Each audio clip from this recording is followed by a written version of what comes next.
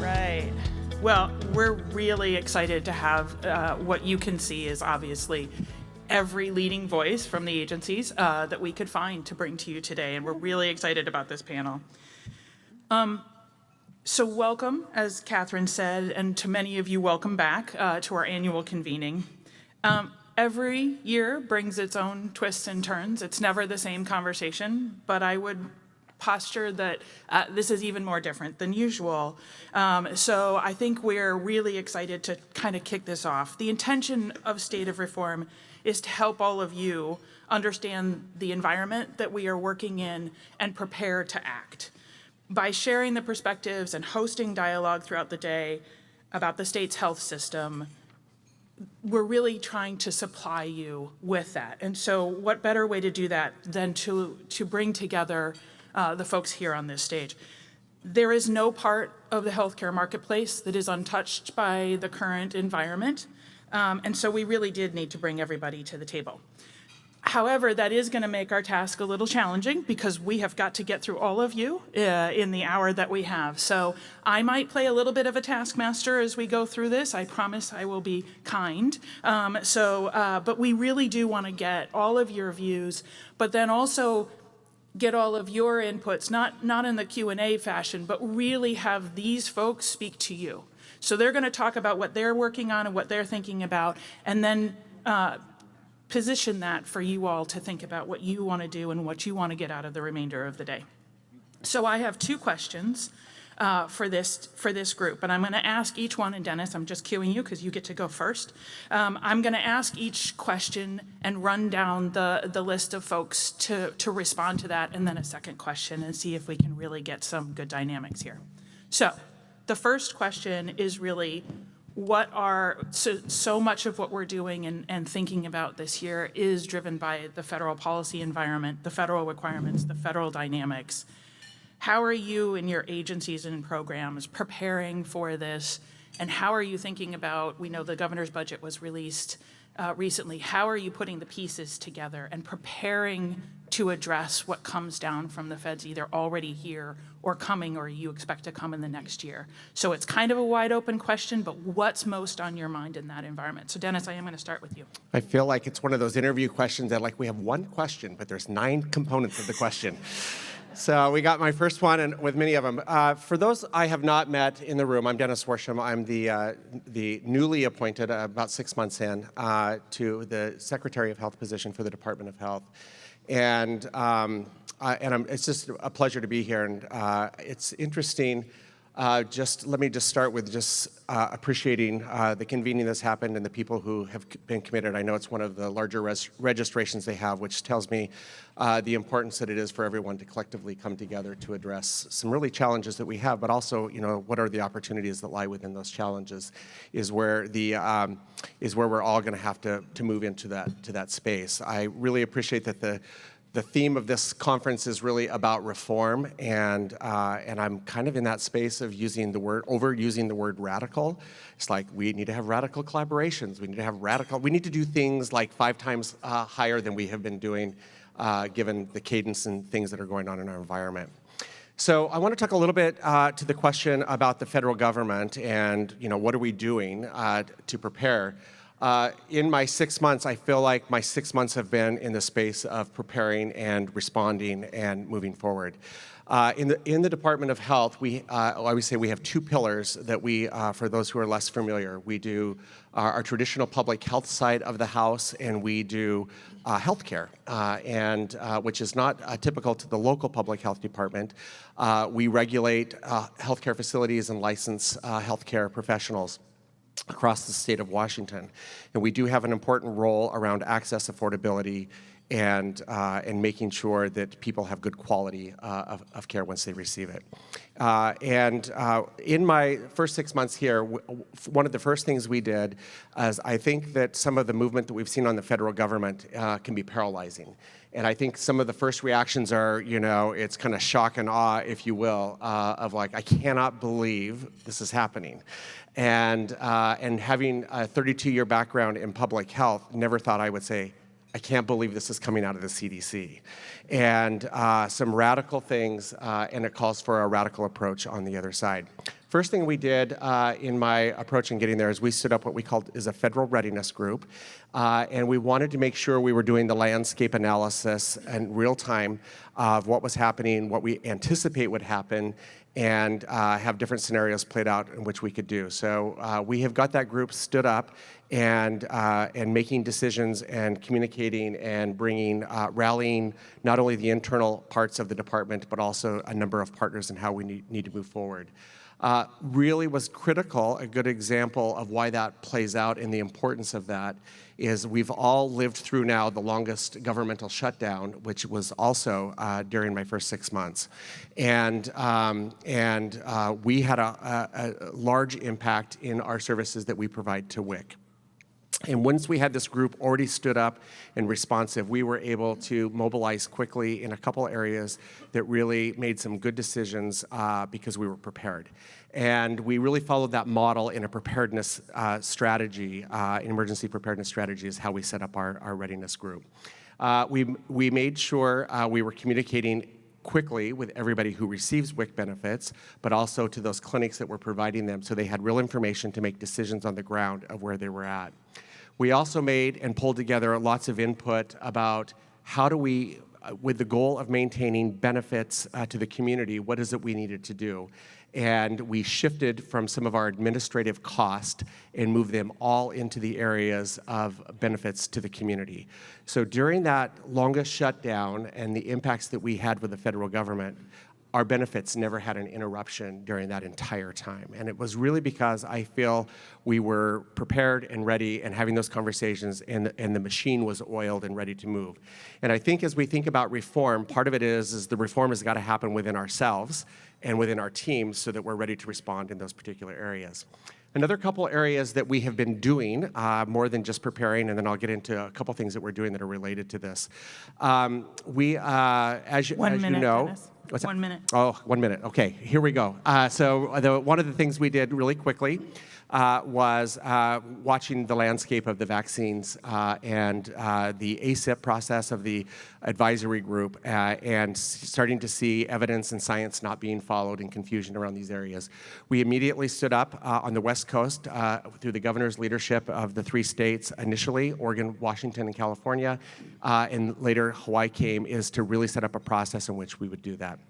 I'm not going to go into a lot of detail about that because I only have a couple seconds left, but I will say going forward, one of the things that we are doing in a reactive place of preparing our direction going forward is the governor and our Office of Insurance Commissioner will be leading a policy that we are really behind 100% and active involvement with, is decoupling the recommendations that come out of ACIP around vaccines, and so that those recommendations are coming from the Department of Health and they're based on evidence and the values of Washington. And with that, we will also be working on the preventative services, which also are recommendations that come out of CDC. All these are tied to insurance and access and provision. So that's what's coming in this area. Great, and 2 fortunate items. We do have a panel later on the vaccine issues, and so we get to cover a lot of those in that panel. And you get a second bite at the apple on the second round of questions. So, Angela, I'm going to hop down to you. Why don't you take this one for the next 5 minutes? 5 minutes, okay, gosh, and there's a ticking clock. Good morning. My name is Angela Ramirez. I am 3 months ago, moved to Washington after 26 years in D.C., most of which was with the federal government. So just about 1 year ago today, I was actually up here with you, and probably a lot of folks here in this room, as a Fed. And so when I think about, as Dennis said, that this does feel different, having come from the inside, former chief of staff at HHS, former White House special assistant, it feels different. And in that sense, I love that Dennis used the word radical. I think what I would highlight here, and happy to go into more on kind of our systems and structures, followed similar to what Dennis did in terms of standing up federal response teams and that sort of thing. But I think what I would emphasize here is the idea of a holistic approach to what is health. Because as we're thinking about, and I think we'll probably hear from other folks here as we think of traditional healthcare and traditional health programs, there is this holistic sense of how someone stays healthy. And at DSHS, we have things like SNAP and nutrition programs. We have things related to housing. We have things related to childcare and community supports. And what we saw at HHS, what I suspect a lot of folks in this room see, is that of course nutrition is healthcare. Of course, housing is related to whether someone can stay healthy.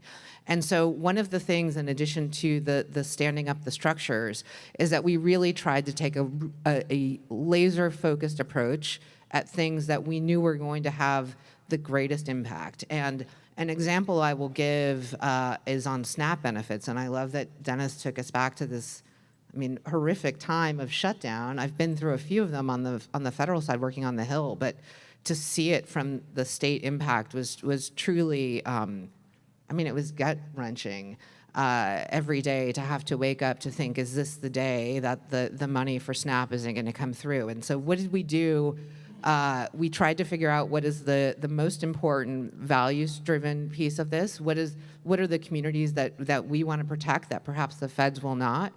We tried to make sure we were nimble, so we would get multiple guidances in a week of, you're going to put out this number of SNAP benefits. Nope, it's this number. No, it's this. And then the president tweets and undercuts, and you sort of try to figure out what the real guidance is. So I would emphasize we really tried to be nimble.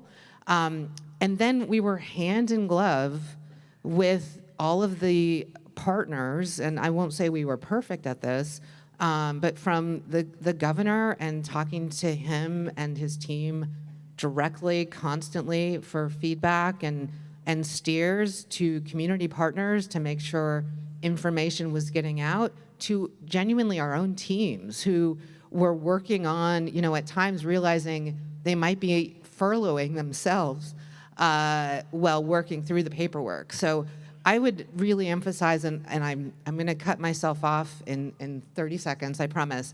I would emphasize the laser focus on health, not just as traditional healthcare, but being as nimble as possible, as thoughtful as possible around the impact of other things that are healthcare adjacent that ultimately become about health.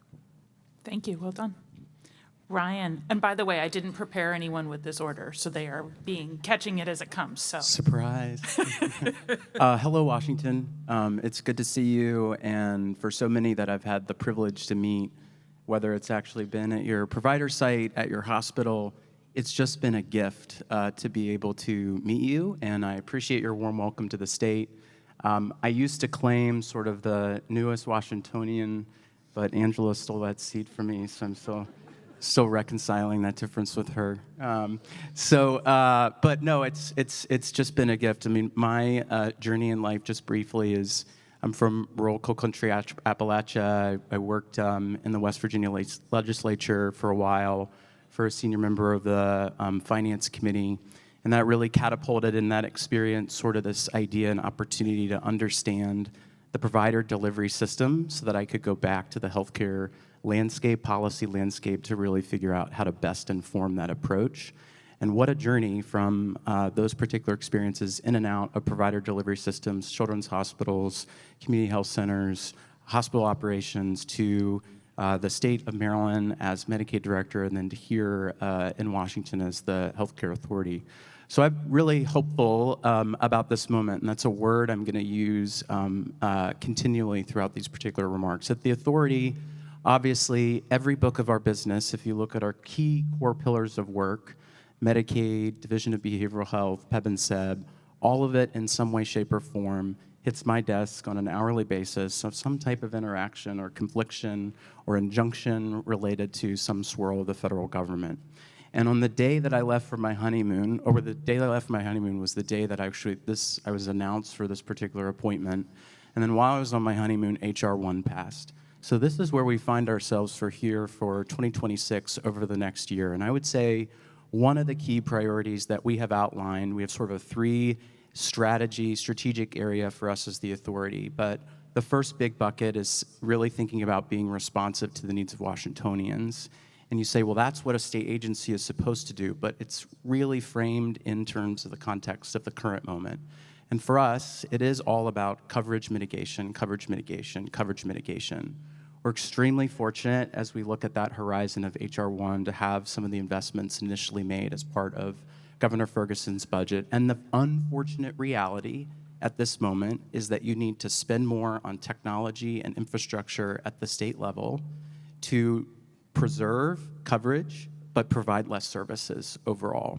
But there are also some other pathways within the budget presentation that we're looking forward to having conversations with the legislature on about other innovative approaches and opportunities to provide some type of benefit packages, and of course in partnership with Ingrid and the team, and figuring out sort of what are the best pathways in partnership with all of you, because we know that it's delivery sustainability in terms of coverage mitigation and protection.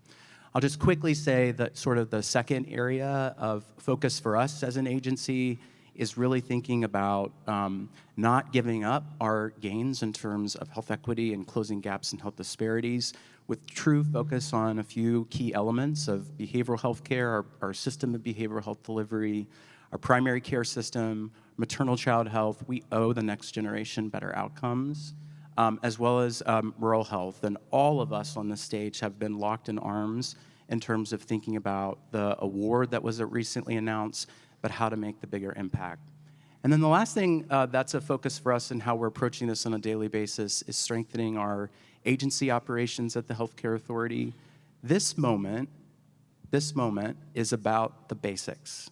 It's about, does the eligibility worker, are they able to navigate people through the system of a phone call system, through navigation of a provider who wants to enroll to maintain access in our Medicaid network? It is all about the basics. And so, not a lot of people, I don't think, come to these roles. They come to these roles thinking about the policy. But I'm here to think about our weeds of our systems, the archaic nature of our government systems, which can exist at times, and to really think about how do we meet that particular moment. And that really is, as Ingrid will probably talk about, the task of HR 1. And so I'm not to minimize harm, not to minimize the devastation, but I have never been more hopeful at this moment with this group of colleagues who are on this stage, because we are all united around a common front, and we're united with you to figure this out for our state, and how lucky we are to be in Washington. Thank you, Ryan. And we'll get to the interactions in a few minutes, but since you already threw the ball to Ingrid, why don't you go ahead? Thank you. Testing, testing. And by the way, you guys are doing great on the 5 minutes. Great. Oh, Keep okay. going. Kathleen, thank you so much. And thanks to HMA for hosting State of Reform again this year. This is a really important and long haul tradition here in Washington. I'm curious, I can't see you that well because of the bright lights in my eyes, but how many of you have been participating in this conference, say, the last 2 to 5 years? Raise your hand. Okay. Raise your hand, keep your hand up if you've been participating 5 to 7 years coming to State of Reform. Okay, old timers, more than a decade you've been coming to, you too, up here, Jane, hello. Yeah. And this is our reunion, right? I love how we have this conference together at the top of the new year and then right before the ledge session. And I know for me personally, and I think for many of you, that one of the greatest values of this conference is all about getting caught up with colleagues and old friends and meeting new people and really our time together. So it's really about all of you out there and what you'll be doing together today, and less about what we're saying up here. But if you wouldn't mind listening, that would be awesome. 2025 has been really rough. It's been a really hard year on so many levels. I know it is easy to feel overwhelmed because the federal policy changes that have been thrown at us are literally turning the clock backward on so much progress that we've made in our state to transform our healthcare system and reduce the rate of the uninsured. So it's challenging. I know at the exchange, we're just seeing numerous policy after policy that it's going to make it harder for people to get and stay covered. And then across health and human services, HR 1, which we'll be talking about, I know, a lot today, is for Washingtonians seeking not only health coverage, but also food and childcare and public health services and supports. across the spectrum of what this cadre of leaders or the programs that we're all administering are being harmed and retracted. So I think just a moment of thinking about the people we serve and a moment of thinking about these amazing colleagues I'm sitting up here with. I have to say it's been so energizing for me to have the new leadership coming in from other states and from federal experience, from state legislative experience, getting to know you more, and also the deep institutional memory we also have up here, and my colleague from public health in the trenches of fighting COVID. Yay. I want to note that just one thing, I know many of you know a lot about the Washington Health Benefit Exchange, and I just want to remind people that our integrated platform, Washington Health Plan Finder, is the front door not only for ACA coverage or marketplace coverage, but also for the Medicaid program. So by definition, we are in close, deep partnership, especially with the Healthcare Authority and with DSHS. And so I want you to know that we're speaking at the Health Benefit Exchange not only as the defender and advocate of ensuring people have access to affordable care plans, but also in deep partnership with you on the Medicaid program, which is very much at attack and facing deep cuts. I appreciate this coordination and collaboration. We'll speak to it more, and I'm just really proud of how we're meeting the moment together and very united. In terms of the exchange and the marketplace, I want to note a few things. Currently, what we're facing now, so the big thing that has already happened on the federal landscape is the expiration of the enhanced federal tax credits. I'm seeing a lot of people in the audience going, yes, I know. This has been a big fight. It's been all over the news. It got caught up with the government shutdown. And even today, we're anticipating yet another vote in Congress, potentially a potential vote in the House, more and more Republican support. It may or may not pass the House, but we know that the chances of passage in the Senate are very slim, and unless it's a very modified proposal. So these enhanced premium tax credits have more than doubled coverage in the marketplace nationwide, and just been a huge driver and support that make plans affordable in our market for our customers. So right now, we have 1 week left in our open enrollment period for plans for this coverage year, plan year 2026. So a little bit about what we're seeing. One is just robust interest and eagerness to get covered, more phone calls than ever, more visits to our platform. Due to the expiration of the enhanced premium tax credit, 2 populations are hurt the worst? Help me with my grammar, would you? More. Yeah. So one are the people who are losing tax credits altogether are those above the income cap of 4 times the federal poverty level, and those a group of very low income, lawfully present non-citizens, both of which will no longer receive any federal tax credits whatsoever. They are the folks, they are the stories you've been reading in the news about their premiums doubling and tripling, and the folks making really tough decisions about what they're going to do. Are they going to try to go back to work? Are they going to just drop coverage altogether? So the people in the middle, however, beyond the groups I just spoke of, are doing okay. And the reason for that is our state authority, is incredible work by folks here in the state of Washington, our elected leaders. Our mitigation efforts, 2 major ones. One is thanks to Commissioner Patty Cooterer, Insurance Commissioner Patty Cooterer, issued an emergency rule enabling us to do something called premium alignment, which has been very protective and enabled us to set the benchmark to maximize the federal tax credits coming to our state. That's made an enormous difference, and very grateful for her leadership. 30 and seconds. In the legislature, I want to call out our state premium assistance program, Cascade Care Savings, which provides an important buffer to our lowest income customers. So for these powerful mitigation efforts and the partnership with our carriers, with the consumer advocates and elected officials, our original prediction was that 80,000 people in our market would drop coverage this year. What we can now see through our data and experience so far is that will be reduced by half. So is it sad and horrible that 40,000 people will be losing coverage? Absolutely. And could it have been worse? Absolutely. So more to come, and I'll respect the time. Thank you. Ingrid. Tana, do you want to take the mic? Thanks very much. It's great to be back here at the State of Reform, this as my first time as Secretary of the Department of Children, Youth, and Families instead of being a legislator. But it's exciting to bring that different hat, bringing that perspective to DCYF and as well to this room. I would say that the two biggest things that we've been focusing on is collaboration and communication. So at DCYF, and one of the reasons that we are here at this conference is we are really the kind of the recipients or the trickle down. Although in this day and age, I would say the flood down agency of the impacts of what is happening at these other agencies. And what we are really focused on and what we see is the impacts of all of this on children and on families.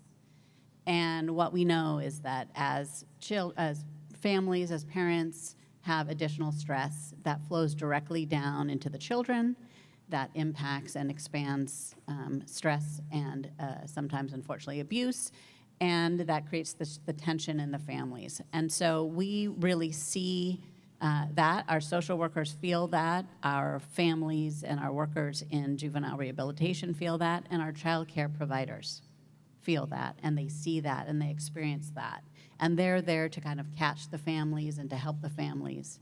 So what we need to do is we need to, and we do, focus on communication and making sure that all of the constituencies in our sphere hear from us as much as possible about what is going on. We try and keep the waters calm as much as possible.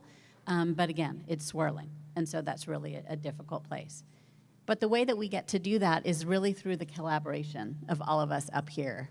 And before Jane was on the panel, when it was going to be Patty, I was going to be able to say that again. I was the senior member up here who has been really able to bring us all together, making sure that we are collaborating and really informed. And I think that's a new day for the state. Not to say anything about past leaders in our wonderful state of Washington, but the way that we are working together and coming together and regularly communicating is essential.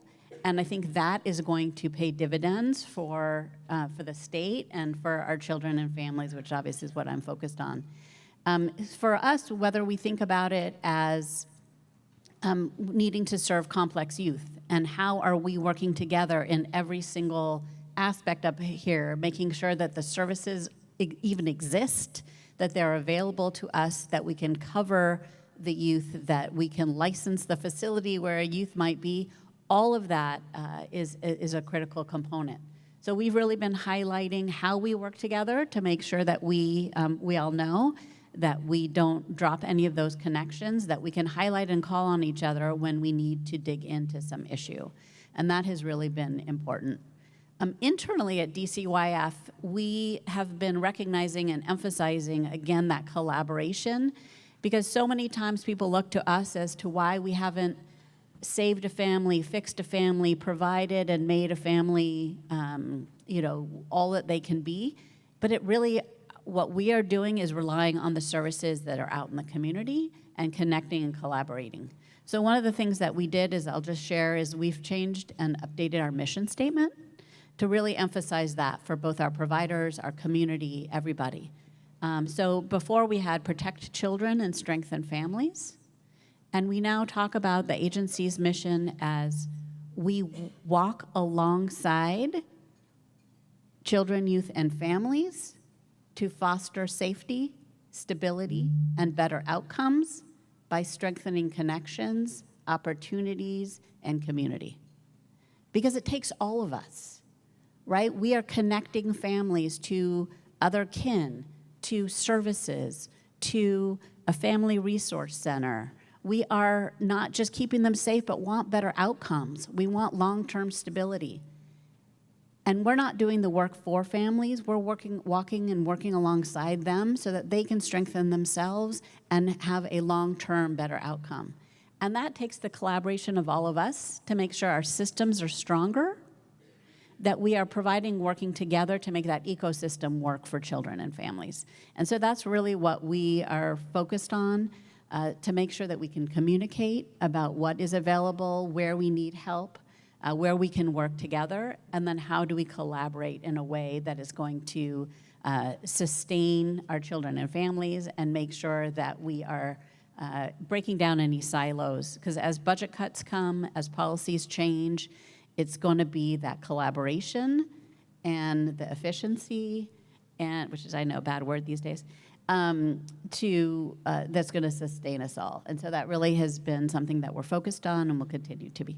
So thank you, China.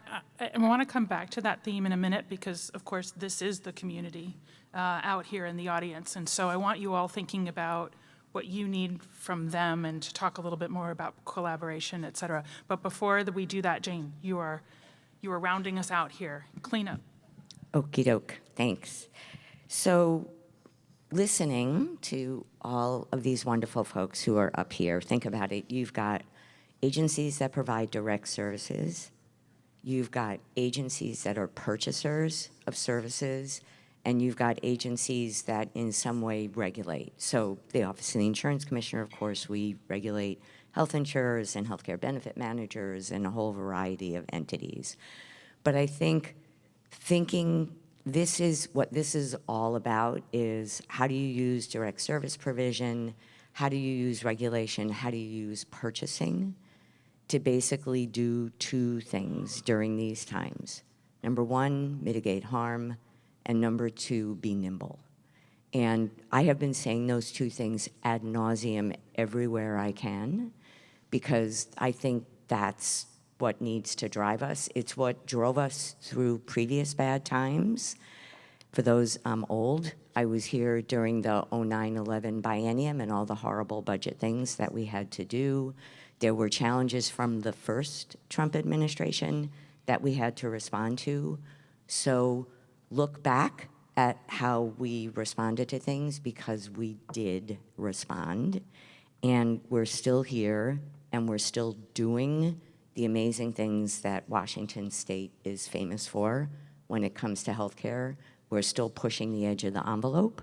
We're still challenging where we think we have authority to challenge. So that's sort of an overall gestalt for everything that you've heard. I haven't introduced myself. I'm Jane Beyer. I'm the Senior Health Policy Advisor at the office. Stop. At the Office of the Insurance Commissioner. The commissioner would love to have been here, but she's at a National Association of Insurance Commissioners function that she had to attend. But here's what she says to me every time. We were in a discussion yesterday with an employer who has about 100 employees, who is doing the right thing, paying 100% of the premium for their employees, who just got hit with a 39% premium increase. And the commissioner looks at me and says, what can we do to help? And so that is what's driving the agency now, not only with respect to the consumer affairs work that we do in directly helping consumers, but very much so with respect to the policy work that we do. And we can do more when we do it with the healthcare purchasers, when we do it with the health benefit exchange.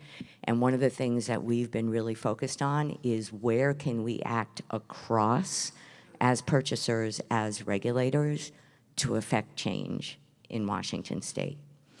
Getting super concrete, what are we afraid of? What are we thinking about? What are we watching for? Ingrid referenced the enhanced premium tax credits and what's going to happen with them. Dennis referenced the work that we're doing on preventive services and the legislation that's coming up. What's making me nervous is every year CMS puts out a rule regarding how the exchanges in the individual market are going to operate. We are supposed to see that proposed rule. We do not know what is going to be in it. Whether Congress is going to enact further cuts. H.R. 1 was one reconciliation bill. Every year, Congress can pass reconciliation and appropriations bills. Potential rulemaking, this administration has already pulled back on enforcement of a federal rule related to mental health parity. They invited states to also pull back. We said thank you, but no thank you. And also non-discrimination rules, Section 1557 of the Affordable Care Act. We've already seen this administration pull back on enforcement there. Working with our legislature, we embedded those protections in state laws so we can continue to enforce those protections.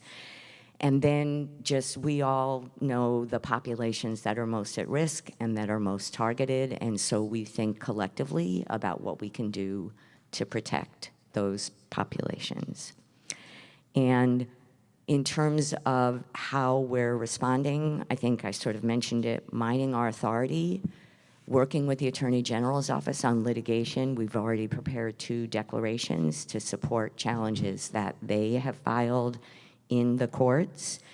And then again, just recognizing the value of having the agencies working together and having our combined impact be, what's the word they say when you have a second kid? It's not arithmetic, it's geometric. So that same concept of what we can do together. Thank you, Jane. So we have about 20 minutes. I won't call you out, so I'll let you volunteer to come forward. But as I said, this is the community of partners out here in the audience.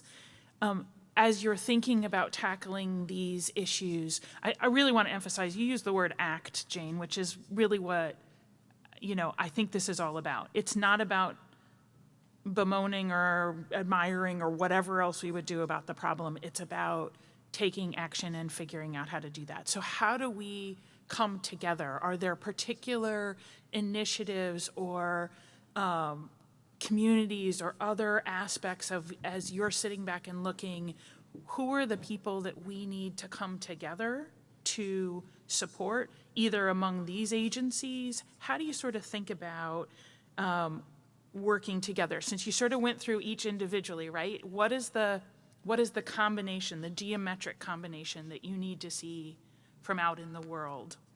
Anybody want to take that one on? It's not a 9-part question. It's a very vague question this time. I'll start. Well, first of all, one of the things it's a visual for me, and starting here and then moving to the greater we. I was a kid growing up in Eastern Washington, a little farming town. We didn't have a lot of activity, so we were outdoor players. And I think about the game that we'd play called Red Rover, Red Rover. And there's this visual where you lock arms and you hold the line, and challenges come. And I think about this team up here in my first 6 months, and just highly dedicated people who are holding the line. And whether they come from our trans community, whether they come from our immigrants or our lowest populations, if they come from our rural communities, is we're holding the line as best we can from a governmental perspective, and that is best informed by what's happening in the community. I know a number of us on this stage in our first few areas of coming into our place has been out doing listening sessions. Ryan has mentioned this as well, sitting in spaces of understanding what is it like to deliver service at a hospital. I intentionally started my listening tours in rural communities to understand the impacts of the rural communities. Working with our tribal partners, which is our government-to-government relationship, is an important part of the collaborations that we need to do. There are a number of things I feel like we are building systems as we go, and growing systems that are, or I should say, improving systems that already exist where there are collaborations. It's important for all of us to understand, working in the governmental sector, is what are the barriers or challenges or things that we can do. And I think one of the things I know working from local government was always felt like I had to have 9 conversations with agency heads at the state government. And I think what we're offering differently is that there's no wrong door, and I know how to bring other people to the table and have those conversations with us directly. So we have already gone out as a collective and set in spaces with you so that it was one conversation rather than 9 conversations. We've understood it in our regulatory areas are where are the impacts and what can we lessen at this point, as we know that there are pressures on financial areas. There will be the rural health transformation that is being led collectively, but primarily through Healthcare Authority. As Department of Health will be setting up an advisory group. There will be opportunities for people to weigh in and shape how those dollars are spent in the community. So there are opportunities that we're providing. If you feel you want to be involved or be a part of those, or invite us to your spaces and sit with your teams and to be able to help co-collaborate and co-create, we come to you as well. We're not just setting the table for us at the government. We want to be at your tables as well as our tables. Anyone else want to? Yeah, I'll Go go. ahead, Brian. So I would say, one of the things I think we were asked last night, sort of like a year from now, what will we say, or what will we do? Try to in that first year. I'll just take HR1 as an example. From the Healthcare Authority's perspective, and working with Ingrid and Angela's teams, there is a ton of work for us to figure out. And I know that every single person in this room is hungry for the certainty around how it's all going to operate and happen. I am just as hungry, if not hungrier, as you are. And our teams, we are making a ton of assumptions because we have to, ton of assumptions related to what's the historical way to do the less harm? What's the best way to define this as part of our own rulemaking to ensure that we can get people through the eligibility processes? We are, because of our value-aligned system of everyone on this stage in this state, we are working at it from that particular lens. But it is a fallacy to think that states across the country, including Washington, will have this all perfectly designed, mapped, and ready to go in the year that we are given. There is capacity constraints. One of the reasons I am hopeful is because I get to work with 1,800 people at the Healthcare Authority every single day, and you should be kind to public servants in this moment. People are looking towards the states to have the answers because they're not getting it from the federal government. And our state employees and the people that are working within our agencies are doing everything within their power to be able to figure this out. And so as I think of the next years, we are going to invite you to a ton of tables. And you're probably going to get frustrated because you're going to ask us a question and we're going to say, I don't know, we'll have to take that back. Or I don't know, that's a great suggestion, we're going to have to figure that out. Don't see that as incompetence or government not working. See that as a way and a space and an opening to say, maybe let's lock arms with our government to figure that out with them. And I think that's going to be really important. Remember, I recognize, because where I sit from the Healthcare Authority's perspective, between the plans and the providers of the Hunger Games that's going on at the moment, right? About all the dollars that aren't in the system or won't be in the system in the future. But I ask and implore Washington to remain united in this time as we create these tables, as we come to your tables, to just stay united around the common goal and be kind. Thank you, Brian. And I want to follow up on Ryan. So session starts next week. I'm a former legislative staffer. Angela is a former legislative staffer. Tana is a former legislator. I want you to put yourselves in the seat of legislators right now. And when you're doing, and like they are faced with a horrendous task of having to try to figure out, do we backfill, can we backfill, and we have our own budget crisis that we're looking at. And you saw that reflected in part in the governor's budget, in some of the things that we were like, oh, thank God he saved that, but other things didn't get saved, or something that was at 100% is getting carved back to 50%. So and I'm gonna just challenge those of you who are advocating with legislators, when you're doing your advocacy, think bigger picture and think about, number one, does this have to be done in 2026 or can it wait? Number two, does what I'm doing just structurally undermine the foundation of programs that we're trying to keep together over the course of the next 2 years and not literally destroy? And Ryan talks about, food fights between providers and plans. Those legislators are going to be looking and listening to everybody, and they're going to feel like they're in the middle of a food fight. Am I right on that? So there's a bigger picture here, and the bottom line is to just think about the fact that we need to get essential services to people who need them the most. Tana, you want to go ahead? Yeah. I don't think I've ever been happier not to be in the legislature than heading into this legislative session. Really, it will be a very challenging budget, and so I admire and I will be thinking about my former colleagues very much. I would categorize two issues as the biggest on our minds right now, and the first is around mental health and substance abuse, so behavioral health.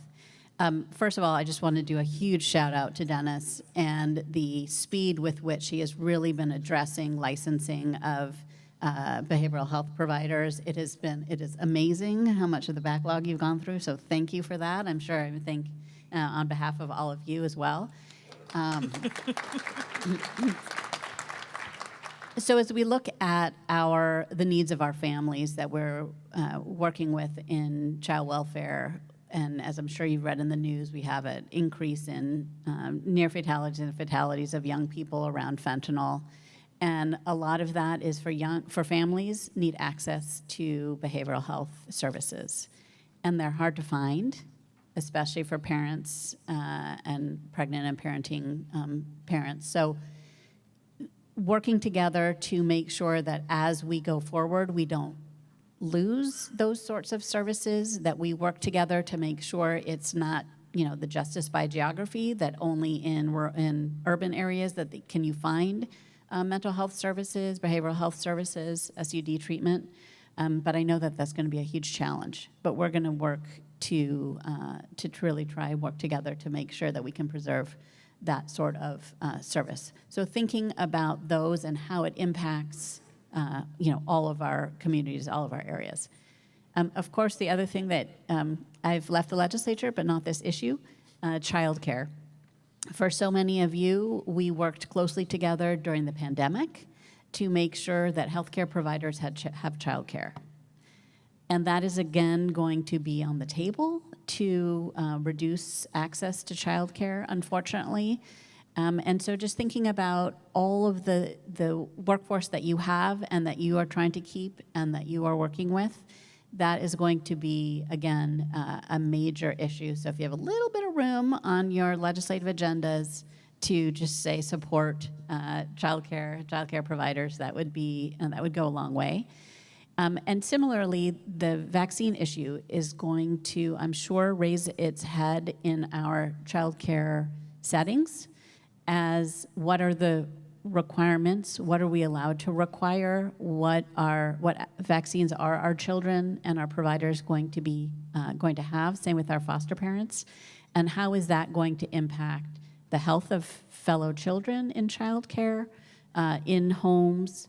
What are the battle lines that are going to erupt in that space? And again, that's going to impact our public workers.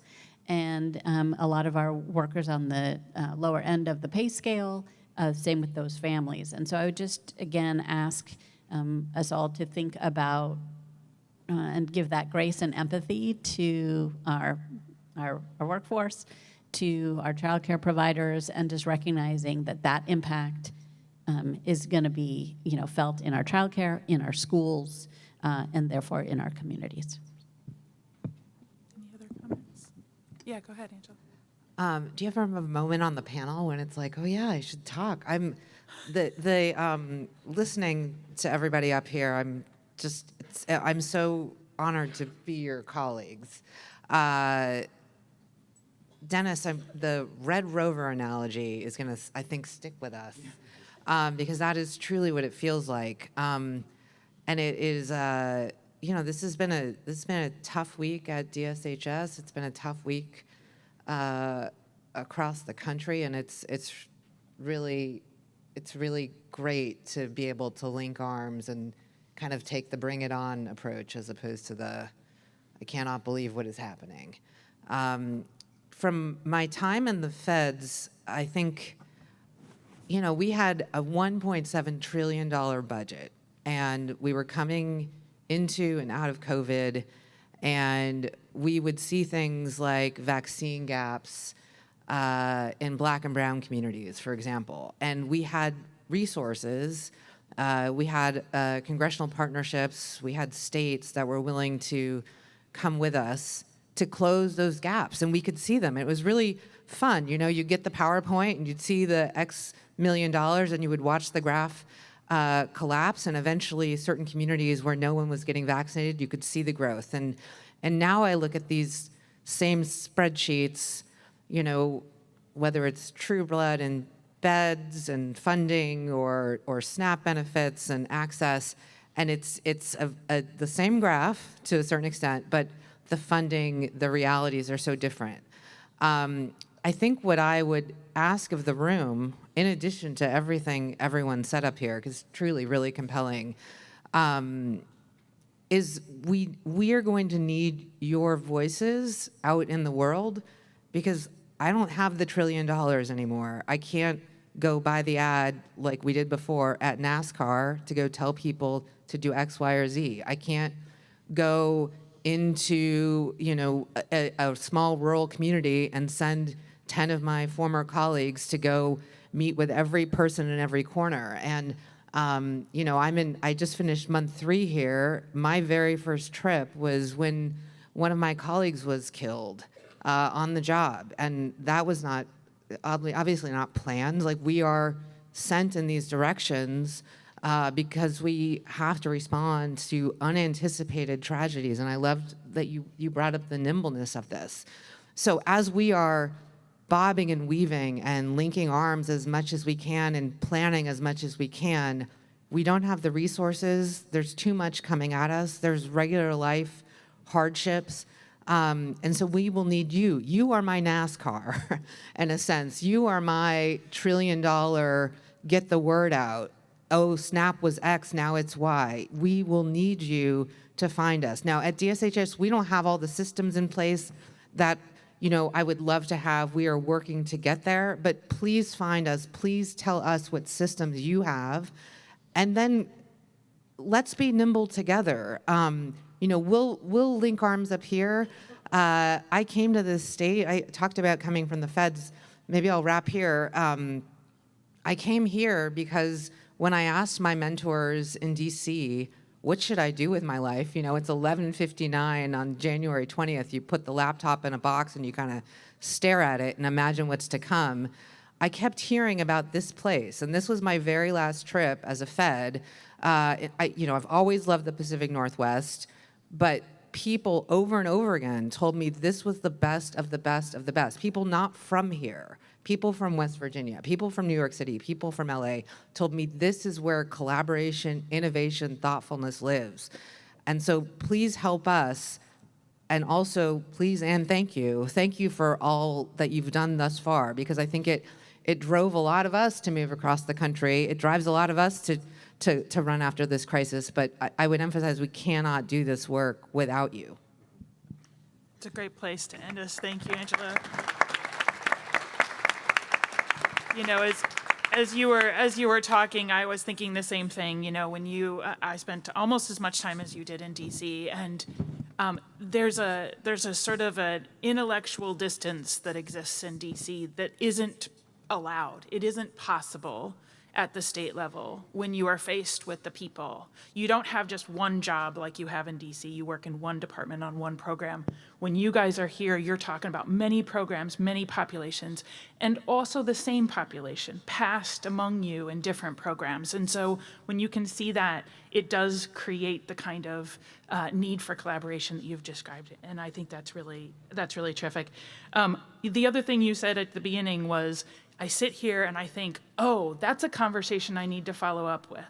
That is the purpose of State of Reform. That is what we hope you do throughout the day as you go into these sessions and hear these ideas within the context of what you heard these leaders in terms of that nimble, that collaboration. It's what it's going to be required. We really look forward to the rest of the day. Please join me in thanking our tremendous panel here today.